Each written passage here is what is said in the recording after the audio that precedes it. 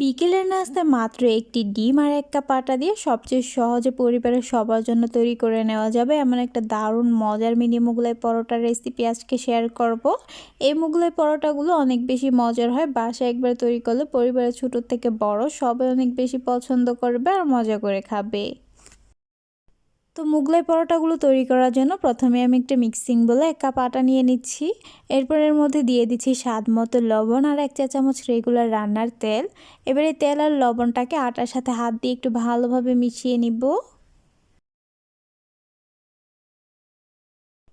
তো ভালোভাবে মিশিয়ে নেওয়া হয়ে গেলে এখন এর মধ্যে কিছু পরিমাণ পানি দিয়ে একটা সফট ডো তৈরি করে নিব। তবে পানিটা কিন্তু একবারে দিব না, অল্প অল্প করে দিব আর মিশিয়ে নিব। তো এই তো আমার সফট একটা ডো তৈরি করে নেওয়া হয়ে গেছে। আর এই ডোটা তৈরি করতে আমার ১ কাপের চাইতে একটু কম পানি লেগেছে, আপনাদের ক্ষেত্রে কম বা বেশি লাগতে পারে।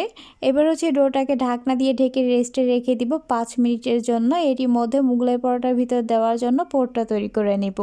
এজন্য এখানে একটা বাটিতে প্রথমে 1/4 কাপ পেঁয়াজ কুচি নিয়ে নিচ্ছি।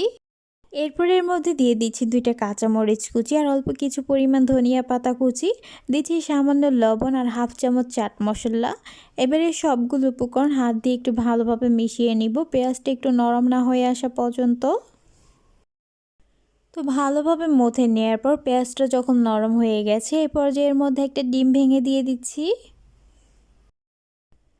তারপর একটা চামচ দিয়ে ডিমটাকে সবগুলো উপকরণের সাথে ভালোভাবে মিশিয়ে নিলে মোগলাই পরোটার ভিতর দেওয়ার জন্য পুরটা রেডি। এবারে পোরটাকে একটা সাইডে রেখে দিয়ে আগে থেকে যে ডোটা তৈরি করে রেস্টে রেখে দিয়েছিলাম এর ঢাকনাটা খুলে নিচ্ছি। আর এটা এরই মধ্যে অনেকটাই সফট হয়ে গেছে। এখন এই ডোটাকে আরও কিছুক্ষণ ভালোভাবে মথে নিয়ে ছোটো ছোটো করে লেচি করে নিব। আর এই লেচিগুলো আমি হাত দিয়েই তৈরি করে নিচ্ছি, আপনারা চাইলে ছুরি দিয়ে কেটে নিতে পারবেন। তো এখানে আমি ছোট ছোট করে 8 পিস লেচি কেটে নিয়েছি। এখন এখান থেকে একটা লেচি বোর্ডের মধ্যে নিয়ে বেলার সুবিধার্থে এর উপরে কিছু পরিমাণ আটা ছিটিয়ে দিয়ে একটা রুটি বেলে নেব। আর এই রুটিটা চেষ্টা করবেন একটু পাতলা করে বেলে নেওয়ার জন্য।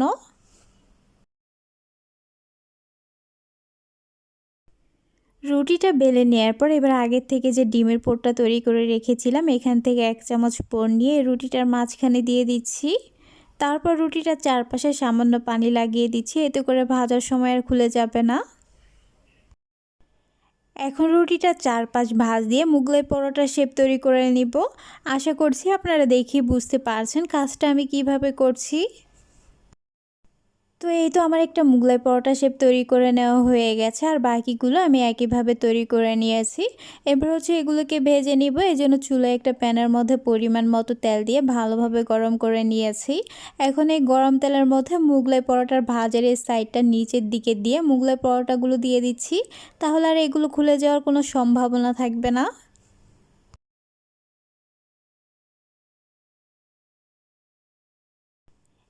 একবারে যতগুলো মোগলাই পরোটা প্যানের মধ্যে ধরেছে দিয়ে দিয়েছি। এবার হচ্ছে এগুলোকে চুলার আঁচ মিডিয়ামে রেখে একপাশ কিছুটা ভেজে নেওয়া হয়ে গেলে উল্টিয়ে দিচ্ছি। আর এইভাবে এগুলোকে কিছুক্ষণ পর পর এপাশ ওপাশ করে ভাজতে ভাজতে একটা সময় দেখা যাবে যে এর মধ্যে সুন্দর একটা গোল্ডেন ব্রাউন কালার চলে এসেছে। এরপর যে মোগলাই পরোটাগুলোকে তেল থেকে উঠিয়ে নিব। আর বাকি মোগলাই পরোটাগুলো আমি একইভাবে ভেজে নিয়েছি। মাশাআল্লাহ দেখতেই পাচ্ছেন এগুলো কতটা ফুলকো হয়েছে আর খেতেও হয়েছে অনেক বেশি মজার। বিকেলের নাস্তার জন্য আমার মনে হয় একটি ডিম দিয়ে পরিবারের সবার জন্য এটাই সবচেয়ে সহজ আর মজার রেসিপি। একটু টমেটো সসের সাথে এই মোগলাই পরোটাটা পরিবেশন করলে আরও বেশি দারুণ লাগবে। বাসায় একবার হলো তৈরি করে দেখবেন, পরিবারের ছোট থেকে বড় সবাই অনেক বেশি পছন্দ করবে আর মজা করে খাবে। আশা করছি আমার এই সহজ রেসিপিটি আপনাদের ভালো লেগেছে। ভালো লাগলে আমার পেজটা ফলো করার অনুরোধ রইল, তার সাথে আমার চ্যানেলটা সাবস্ক্রাইব করার। তাহলে আজ এই পর্যন্ত, আবার দেখা হবে নতুন কোনো এক রেসিপিতে। সে পর্যন্ত সবাই অনেক বেশি ভালো থাকবেন, সুস্থ থাকবেন। আল্লাহ হাফেজ।